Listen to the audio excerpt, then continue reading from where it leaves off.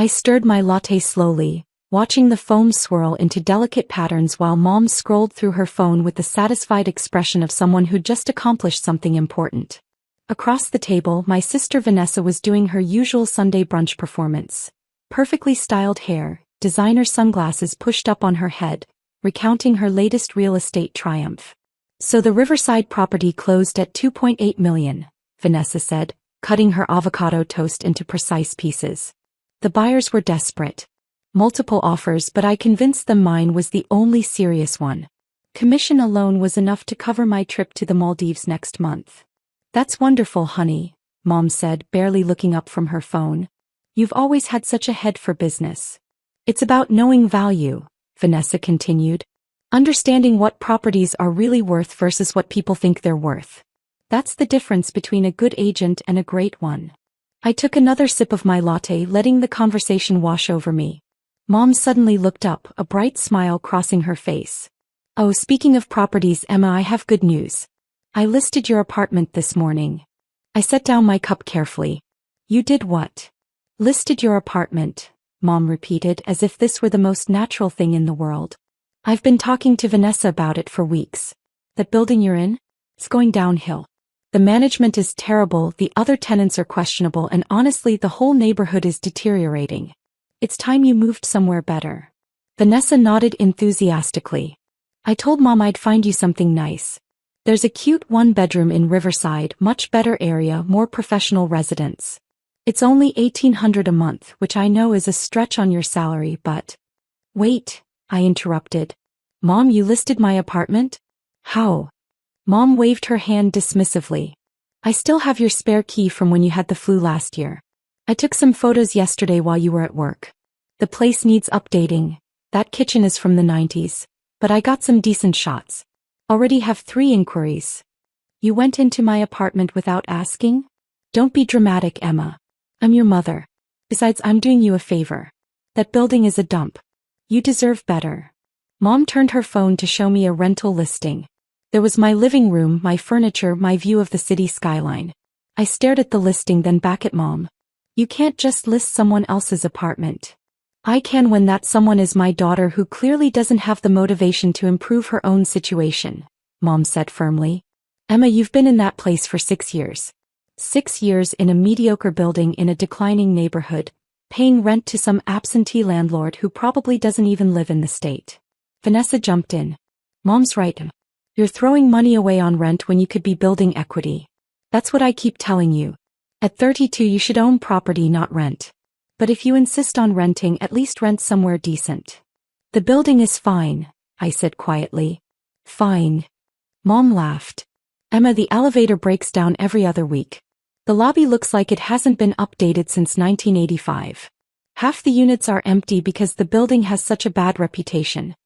Fine is not the standard you should be accepting. The location is terrible too, Vanessa added. That neighborhood used to be nice 20 years ago, but now? Crime rates are up, property values are stagnant. Emma, as your sister and as a real estate professional, I'm telling you, get out of there. I returned to my latte, saying nothing. Mom sighed dramatically. This is exactly your problem, Emma. No ambition, no drive to improve your circumstances. You work at that little nonprofit making what, $40,000 a year? You live in a deteriorating building in a bad neighborhood. You drive a car that's older than some of my clients' children. When are you going to want more for yourself? I'm content where I am, I said. Content, Vanessa repeated, making it sound like a disease.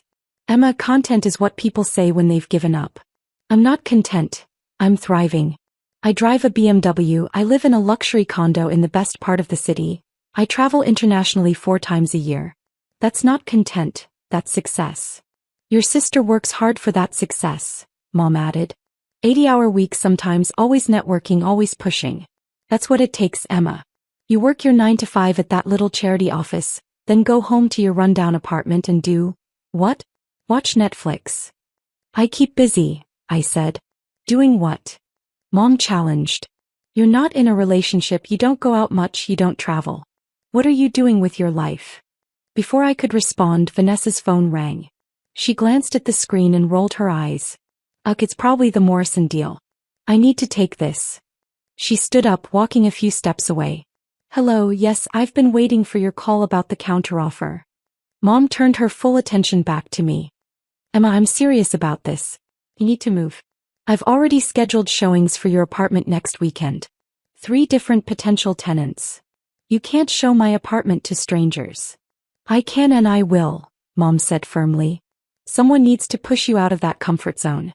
Once you have committed tenants ready to move in, you'll have no choice but to find somewhere better. Sometimes tough love is necessary. Mom, this is not your decision to make. You're my daughter. Your well-being is absolutely my decision. Mom leaned forward. Do you know what it's like telling my friends that my daughter lives in that building? In that neighborhood? They look at me with pity, Emma. Pity. Because their daughters are lawyers and doctors and executives, living in beautiful homes, and mine is working at a nonprofit and renting in a slum. It's not a slum. It's close enough, Mom snapped. The building is half empty. The management is incompetent. The neighborhood is in decline. You can defend it all you want, but facts are facts. Vanessa returned, sliding back into her seat. Crisis averted. The buyers accepted my counteroffer. That's another $60,000 in commission. He picked up her mimosa. What did I miss? I was just explaining to Emma why she needs to move, Mom said. Oh, absolutely, Vanessa agreed. Emma, I've been in real estate for 8 years. I know properties. That building you're in? It's a disaster waiting to happen. Structural issues, management problems, bad tenant mix. You need to get out before something serious happens. What do you know about the building's structure? I asked. I know it's old, poorly maintained, and the owner clearly doesn't care, Vanessa said. Absentee landlords are the worst. They collect rent and do nothing to maintain or improve the property. It's irresponsible. You've met the owner? I asked. Don't need to, Vanessa said confidently. The state of that building tells me everything. No owner who cares would let a property deteriorate like that. Probably some investment group that bought it decades ago and forgot about it. Mom nodded. Exactly. Which is why I'm taking action. Emma, I've hired a moving company for the first weekend of next month. Vanessa found you that nice place in Riverside. We're making this happen. Without asking me? Because if I ask, you'll say no, Mom said. You'll come up with excuses about why that horrible apartment is fine, and why you don't need to move. So I'm not asking. I'm telling you. This is happening. I set down my latte and pulled out my phone. Excuse me, I need to make a call. To who? Mom asked. Work, I said simply, standing up and walking toward the restaurant's entrance. Behind me, I heard Vanessa say, she's probably calling that nonprofit to take on extra hours. Emma would rather work for pennies than accept help improving her life. I stepped outside into the cool morning air and dialed Thomas Green, the property manager for my building. He answered on the second ring. Miss Chin, good morning. What can I do for you? Thomas, have you received any calls about a rental listing for the penthouse? There was a pause. As a matter of fact, yes. About an hour ago. A woman claiming to have access to your unit called to schedule viewings. She said she's listing it for rent. I told her that wasn't possible since you own the unit, and the entire building, but she insisted she had the right to list it. She became quite agitated when I tried to explain. I was actually about to call you. What's her number? She called from. He rattled off Mom's cell number. That's my mother. Another pause, longer this time. Your mother is trying to rent out your penthouse. Apparently. She doesn't know I own the building. Ah. Thomas's voice carried a mixture of amusement and concern. Miss Chin, what would you like me to do? Call her back. Ask her why she's listing the owner's property. With pleasure. Should I mention you're the owner? Not yet. Just see how she responds. Consider it done. I ended the call and returned to the table. Mom and Vanessa were deep in discussion about rental rates and neighborhood demographics. At least $1,800, possibly $2,000 depending on the tenant's credit, Vanessa was saying. The unit itself is decent even if the building is terrible. Someone will take it. I slid back into my seat. So you've scheduled viewings? Next Saturday, Mom confirmed. 2 in the morning, 1 in the afternoon. Vanessa will handle them professionally. She's got a good eye for quality tenants. I'll screen them carefully, Vanessa assured me. Make sure whoever takes over your lease is responsible. Though honestly, Emma, anyone would be an improvement over you wasting space in a penthouse unit. I blinked. Wasting space. You live alone in a 2-bedroom, Vanessa said. That's inefficient. A family could use that space. Or a professional couple. You don't need 2 bedrooms. The 2nd bedroom is my office. You work at a nonprofit, Mom said. What kind of work could you possibly need a home office for? Organizing charity bake sales. Before I could respond, Mom's phone rang. She glanced at the screen and frowned. Unknown number. Probably spam. She let it ring through to voicemail. It rang again immediately. Persistent spam, Vanessa commented. Mom answered with an irritated, hello? I watched her face carefully as she listened. Yes, this is she. What? No, I have every right to list that apartment. I'm the tenant's mother, and what do you mean I can't list it? Mom's voice was rising. Young man, I don't think you understand. My daughter has been renting there for 6 years. I have her spare key and her permission. She fell silent, listening. Her face went from annoyed to confused to pale. That can't be right. There must be some mistake. The owner is. You're saying the owner lives in the building? Which unit? Another pause. Mom's eyes widened. The penthouse? That's my daughter's. What do you mean she is the owner? That's impossible. Emma works at a nonprofit. She makes barely enough to. No, she doesn't own, you're certain? Vanessa was watching Mom with growing concern. Mom? What's wrong? Mom held up one finger, still listening to the phone. I see. And the entire building? All 48 units? For how long? 6 years. But she never. I don't understand. I sipped my latte calmly. Yes, I apologize for the confusion. No, I won't be scheduling any viewings. Yes, I understand. Thank you for clarifying. Mom lowered the phone slowly, staring at me with an expression I'd never seen before. What was that about? Vanessa demanded. Mom's voice came out barely above a whisper. That was the property manager. He says Emma owns the building. The table went silent. Vanessa laughed. That's ridiculous. Emma barely makes $40,000 a year. How could she possibly own a 48-unit building in the city? That's what I said, Mom agreed, but her eyes stayed fixed on me. Emma? What is he talking about? I set down my lot. I own the building. You own. Vanessa shook her head. Oh, that's not possible. Do you have any idea what a building like that is worth? Even in that declining neighborhood, you're talking millions. 7.3 million, I said quietly. That's what I paid for it 6 years ago. Current valuation is approximately 11.2 million based on recent comparable sales in the area. Mom's hand was pressed to her chest. You paid $7 million for a building? 7.3, I corrected. I got a good deal. The previous owner was retiring and wanted a quick, clean sale. I paid cash. Vanessa was shaking her head repeatedly. You paid cash. $7.3 million. Gosh. Emma, where would you even get that kind of money? I worked for it. At a nonprofit? Mom's voice was shrill now. Emma, nonprofits don't pay $7 million salaries. No, I agreed. But I don't work at a nonprofit. The silence that followed was absolute. Both Mom and Vanessa stared at me like I'd started speaking a foreign language. Finally, Vanessa found her voice. What do you mean you don't work at a nonprofit? You said you work at that charity office downtown. No, I corrected gently.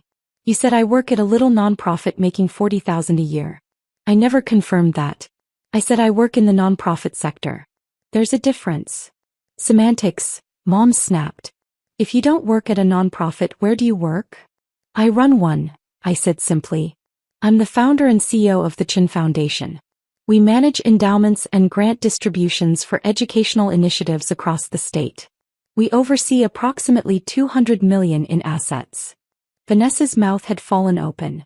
You run $200 million. The foundation itself is valued at $200 million, I clarified. My personal net worth is separate. Though obviously there's some overlap in terms of investment strategies and... Your personal net worth, Mom interrupted. Emma, what is your personal net worth? I paused, calculating mentally. As of last quarter's valuations, including real estate holdings, investment portfolios, and liquid assets, approximately 18 million. Though it fluctuates with the market. The color had completely drained from Mom's face. $18 million. Approximately, I repeated. Vanessa was scrolling frantically through her phone. Chin Foundation. Oh my God. Emma, there are articles about you. Forbes, Business Journal, Philanthropy Today. They're calling you one of the most influential nonprofit leaders in the state. There's a photo of you at some gala with the governor. That was a fundraiser for education reform, I said. The governor was the keynote speaker. You're wearing a ball gown and talking to the governor, Vanessa said, her voice hollow. And you never mentioned this? You never asked what I actually did, I pointed out. Every time I tried to talk about my work, you changed the subject or made assumptions. Mom was still processing. The building. Your apartment. You own the entire building. Yes. 48 units total. 36 are currently occupied. I've been slowly renovating the empty units. That's why the building seems half empty. I'm doing major upgrades before re-renting them at market rate. The elevator that's always breaking, Vanessa said slowly. That's being completely replaced, I finished. We're installing a modern system next month. The current one is 40 years old and beyond repair. The building has been operational with the service elevator during the upgrade process. The lobby that looks outdated, Mom added weakly, is being renovated starting next week, I confirmed. Complete redesign. Marble floors, new lighting, modernized security systems, updated mailroom. The architect's renderings are beautiful. Vanessa was still scrolling through her phone. The declining neighborhood? Emma, I'm looking at property values. That area has appreciated 18% in the last 3 years. It's one of the fastest growing neighborhoods in the city. I know, I said. That's why I bought there 6 years ago. I saw the potential before everyone else did. The new transit station, the commercial development, the young professional demographic moving in. It was obvious the area would boom. Obvious, Vanessa repeated faintly. Mom's hands were shaking. The things I said. About your building being a dump. About the management being terrible. The management works for me, I said. Thomas Green is excellent. He's implemented every upgrade I've requested, stays under budget and maintains high tenant satisfaction. The building's reputation issue you mentioned? That was deliberate. I kept it low profile during renovations to avoid driving up property taxes before the work was complete. You kept it low profile, Mom echoed. The empty units aren't because of a bad reputation, I explained. They're empty because I'm upgrading them. New appliances, modern bathrooms, refinished floors, updated electrical and plumbing. Each unit takes about 6 weeks to complete. I'm doing them in phases to maintain cash flow from occupied units while improving the property value. Vanessa set down her phone with a trembling hand. You're doing a phased renovation of a 48-unit building while managing a $200 million foundation? The renovation is mostly managed by contractors and Thomas, I said. I just make final decisions on design elements and approve budgets. The foundation takes up more of my time, grant reviews, donor meetings, program oversight, financial planning. The cute one-bedroom in Riverside for $1,800 a month, Mom said slowly, that you wanted me to move into. Would have been a significant downgrade, I confirmed. My penthouse is 2,800 square feet. 2 bedrooms, 2.5 baths, private terrace, floor-to-ceiling windows with city views. Market rent would be about $5,000 a month. Though I don't pay rent obviously since I own it. $5,000 a month, Vanessa whispered. That's actually conservative, I said. Comparable penthouses in the area are going for $5,500 to $6,000. But I prefer to keep my buildings' rates slightly below market to maintain good long-term tenants. Higher retention, less turnover, more stable income. Mom was still shaking her head. But you drive that old car. You dress so plainly. You never go anywhere or do anything. How could you have $18 million and live like I don't need to prove my wealth to anyone? I suggested. Mom, I drive a reliable car because I don't need a status symbol. I dress comfortably because I'm usually in meetings with nonprofit directors and grant recipients who are trying to do important work with limited resources. Showing up in designer clothes would be tone deaf. And I travel constantly for the foundation. I've been to 12 states in the last 3 months reviewing programs and meeting with partners. 12 states, Vanessa said numbly. The foundation operates across the region, I explained. We fund educational initiatives in underserved communities, scholarship programs, teacher training, infrastructure improvements for schools. I visit the programs regularly to assess impact and maintain relationships with our partners. You never mentioned any of this, Mom said. You never asked, I replied simply. Every family gathering, you and Vanessa talked about real estate deals and commissions and vacation plans. When I tried to mention foundation work, you dismissed it as charity office work and changed the subject. Vanessa was reading from her phone again. There's an article here from last year. Emma Chin, the quiet philanthropist reshaping education funding. It says you've distributed over 50 million in grants in just 5 years. 63 million as of last quarter, I corrected. We had a very successful year.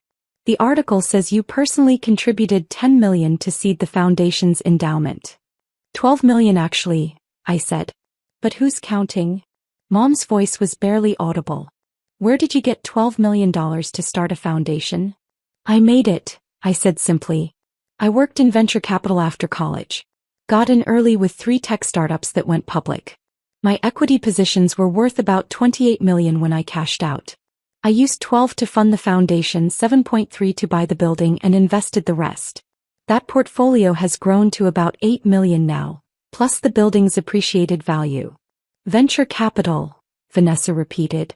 You worked in venture capital? For 6 years after college. I was good at identifying promising startups. My success rate for exits was significantly above industry average. I took another sip of my now cold latte. But I wanted to do something more meaningful than just making rich people richer. So I founded the Chin Foundation and bought the building to provide stable income while I built the nonprofit. Mom's phone was still in her hand, forgotten. You've been a multimillionaire for 6 years and you never told us? You never asked about my life, I said. You made assumptions based on how I dress and what I drive and where I live. You decided I was a failure without ever bothering to learn what I actually do. We didn't think you were a failure, Mom protested weakly. Yes, you did, I said calmly. Every family gathering you've compared me to Vanessa. Her sales numbers, her luxury condo, her BMW, her international trips. You've pitted me for my little nonprofit job and my rundown apartment. You've lectured me about ambition and success and wanting more for myself. Vanessa had tears in her eyes. Emma, I didn't mean. Yes, you did, I interrupted gently. Vanessa, you're successful. You make good money, you live well, you enjoy your work. That's wonderful. But you've spent years assuming that because I don't display wealth the way you do, I must not have any. That says more about your values than mine. The building, Mom said again as if she couldn't process anything else. You really own that entire building? Yes. Would you like to see the deed? The property management contracts? The renovation budgets? I listed your apartment for rent, Mom whispered. I scheduled showings. I hired a moving company. I know, I said. Thomas called me while you were explaining why I needed to move to Riverside. Why didn't you stop me? I was curious how far you'd go, I admitted. Breaking into my home, photographing my belongings, listing my property without permission. I wanted to see what you'd do when you thought you were helping someone you perceived as unsuccessful. Vanessa was still scrolling through articles. There's a photo here of you accepting an award from the State Education Board. For outstanding philanthropic leadership. That was last month. Yes. The Foundation's scholarship program helped 200 students attend college last year. The board recognized that work. 200 students, Vanessa murmured. Full scholarships, I clarified. Tuition, books, housing, living expenses for 4 years. We track their progress, provide mentoring, offer internship connections. 87% graduate within 5 years, compared to the national average of 60% for first-generation college students. Mom was crying now, quiet tears running down her face. I called your building a dump. I said the owner didn't care. The owner cares very much, I said. She's investing over $2 million in renovations to provide quality housing at reasonable rates while improving property values for the entire neighborhood. She's creating a model for responsible urban development. Mom repeated. You're talking about yourself in third person. Sometimes it's easier, I said. Helps maintain perspective. The building isn't about me. It's about providing good homes for 48 families while generating stable income to support the foundation's work. Vanessa looked up from her phone. You're on the board of 3 other major foundations. You're an advisor to the State Commissioner of Education. You've been invited to speak at Harvard Business School about impact investing. I declined the Harvard invitation, I said. Too busy with actual work. Too busy, Vanessa said. Emma, you're running a multi-million-dollar foundation managing a 48-unit building renovation serving on multiple boards, advising state officials, and you never once mentioned any of it. You never asked what I actually did with my time, I pointed out. You assumed working at a nonprofit meant filing papers and organizing bake sales. Mom wiped her eyes. What do we do now? How do we fix this? Fix what? I asked. You didn't break anything. You made assumptions based on incomplete information, which is human nature. Now you have more complete information. But we were awful to you, Mom said. Years of condescension and pity and lectures about ambition. You were honest about what you valued, I said. Wealth displays, status symbols, conventional success markers. Those things matter to you. They don't matter to me. That's not a problem to fix. It's just a difference to acknowledge. Vanessa set down her phone. I sold a $2.8 million house this month and thought I was hot stuff. You own an $11 million building and never mentioned it. Because the building isn't the achievement, I said. The achievement is the $63 million in educational grants, the 200 college scholarships, the 15 schools that have new computer labs because of our funding, the teacher training programs that have reached over 1,000 educators. The building just funds that work. Just funds, Mom repeated. Emma, you're talking about millions of dollars like it's nothing. It's not nothing, I corrected. It's a tool. Money is a tool for accomplishing things that matter. You and Vanessa use your money for nice cars and vacation homes and international travel. That's fine. Those things make you happy. I use my money to help kids go to college who otherwise couldn't. That makes me happy. Different tools, different goals. The waiter approached hesitantly. Can I get anyone anything else? The check, please, I said. When he returned with it, I pulled out my card before Mom could react. Emma, you don't have to, Mom started. I know, I said. But brunch is on me today. Consider it a thank you for the entertainment. Entertainment? Vanessa said weakly. Watching you both process this information has been enlightening, I admitted. Your faces when Thomas called, when you started finding articles, when the numbers started making sense. Very entertaining. Mom was shaking her head. How can you joke about this? Because it's not a tragedy, Mom. It's just information you didn't have before. You thought I was unsuccessful and felt sorry for me. Now you know I'm successful and feel, what? Ashamed? Confused? Impressed? All of those, Mom admitted. Don't be ashamed, I said. You loved me when you thought I was poor. That's actually more valuable than loving me now that you know I'm not. We didn't just love you, Vanessa said quietly. We pitied you. We judged you. We tried to fix you when you weren't broken. True, I agreed. But now you know better. So moving forward, maybe ask questions instead of making assumptions. Maybe consider that success doesn't always look like luxury cars and designer handbags. Maybe remember that some people prefer quiet impact over visible wealth. The waiter returned with my card. I signed the receipt, adding a generous tip. The server had been excellent despite the emotional chaos at our table. Mom watched me sign. What happens now? With our relationship. Same as always, I said. We have brunch, we talk, we maintain a relationship. The only difference is you have more context for my life choices. But I listed your apartment, Mom said. I broke into your home and tried to rent it out from under you. You used your spare key to photograph a property you thought I was renting, planning to help me move somewhere you thought was better, I corrected. Your methods were questionable, but your intentions were good. You wanted to help someone you thought was struggling. You weren't struggling. No, I agreed. But you thought I was and you tried to help. That's actually sweet in a deeply misguided, boundary-violating way. Vanessa let out a sound between a laugh and a sob. You're being way too nice about this. What's the alternative? I asked. Hold a grudge. Cut you off? Make you feel terrible? What would that accomplish?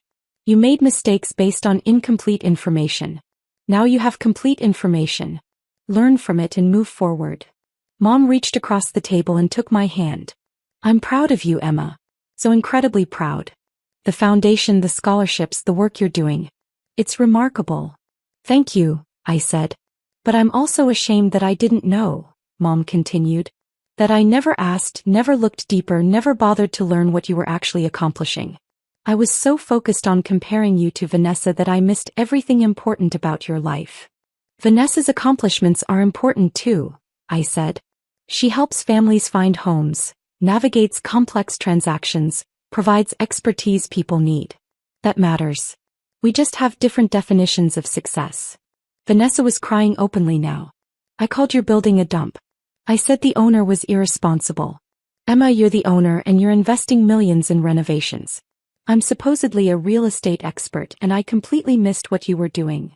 You missed it because I wanted you to miss it, I said gently. I kept the renovations low profile deliberately. No marketing, no press, no announcements. Just quiet, steady improvement. That was strategic, not accidental. Strategic, Vanessa repeated. Emma, you're playing chess while I'm playing checkers. Different games require different strategies, I said. You're excellent at your game. High-volume residential sales, luxury market focus, personality-driven client relationships. I'm playing a different game. Long-term property value appreciation, community development, income generation for philanthropic work. Neither game is better than the other. Mom squeezed my hand. Can we start over? Can I learn about your actual work, your real life, the things you're actually doing? Of course, I said. Though I should warn you, foundation work isn't glamorous. It's a lot of grant reviews, budget meetings, site visits to underfunded schools, conversations with educators about resource needs. Not as exciting as luxury real estate sales. It's more important than luxury real estate sales, Vanessa said quietly. Not more important, I corrected. Just different. People need homes, Vanessa. The families you help find houses are building lives, raising children, creating stability. That's important work. I'm just doing different important work. We left the restaurant together, stepping out into the afternoon sunshine. Mom's car was parked near Vanessa's BMW. My 10-year-old Honda was around the corner. You really could buy any car you wanted, Vanessa said, looking at her BMW. I could, I agreed. But this one runs perfectly, gets good gas mileage and doesn't scream, wealthy nonprofit director, when I park it at underfunded schools. Sometimes the best tool is the one that doesn't draw attention to itself. Mom hugged me tightly. I'm sorry, sweetheart. For everything. For the assumptions, the condescension, the pity. For listing your apartment without permission. For breaking into your home. For not seeing you clearly. You see me now, I said. That's what matters. Vanessa hugged me next. I have so many questions. About the foundation, about the building, about how you identified those startups, about your investment strategy, about everything. Coffee next week? I suggested. I'll walk you through the foundation structure and the building renovation plans. Might be useful for your real estate knowledge. I'd like that, Vanessa said. As they drove away in their luxury vehicles, I walked to my old Honda and climbed in. My phone buzzed. Thomas Green, the property manager.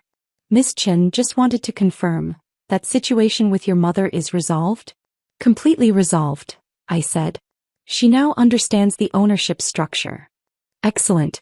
Should I proceed with scheduling the lobby renovation kickoff? Yes. Let's start next Monday if the contractors are ready. They are. Miss Chin, if you don't mind me saying, the way you handled that call with your mother was masterful. Very professional. Thank you, Thomas. It's been an educational morning all around. I drove home to my building. My building with 48 units, ongoing renovations and long-term tenants who had no idea their quiet landlord was the woman who lived in the penthouse. The elevator was still broken, being replaced next month, so I took the service elevator up to my floor. The hallway was quiet, recently repainted in warm neutrals that made the space feel more expensive without being ostentatious. My penthouse was exactly as Mom had photographed it. Comfortable furniture, well-used kitchen, city views through floor-to-ceiling windows, and a second bedroom converted into an office where I managed foundation work and building operations. I made fresh coffee and opened my laptop. 47 emails since this morning, grant applications to review, renovation bids to approve, meeting requests from education officials, budget reports from the foundation's finance team. This was my real life. Not luxury cars or international vacations or designer clothes, but meaningful work that created lasting impact. Scholarships that changed lives. Building improvements that provided quality housing. Programs that helped teachers and students succeed. Mom and Vanessa would process today's revelations in their own way. Maybe they'd learn to ask questions before making assumptions. Maybe they'd develop more complex definitions of success. Maybe they'd simply be more careful about what they said around me. Or maybe nothing would change except that they'd stop pitying me for my little office job and my rundown apartment. Either way, I had work to do. $200 million in foundation assets didn't manage themselves, and 48 apartments weren't going to renovate themselves. Success wasn't about proving anything to anyone. It was about doing work that mattered, creating impact that lasted, and measuring achievement by lives changed rather than possessions acquired. Mom had listed my apartment thinking she was helping someone who needed rescuing. What she discovered instead was that some people don't need rescuing. They need to be seen clearly, asked genuine questions, and trusted to know what success looks like for themselves. I sipped my coffee and returned to my grant reviews, content in the knowledge that $18 million and $63 million in educational funding meant more to me than any luxury car or vacation home ever would. And if Mom tried to list my apartment again, at least now she'd know she was listing property owned by a woman who'd built something meaningful with quiet determination and strategic vision. Sometimes the most powerful success stories are the ones told in whispers rather than shouts. Mine just happened to echo in 48 apartments and 200 college scholarships.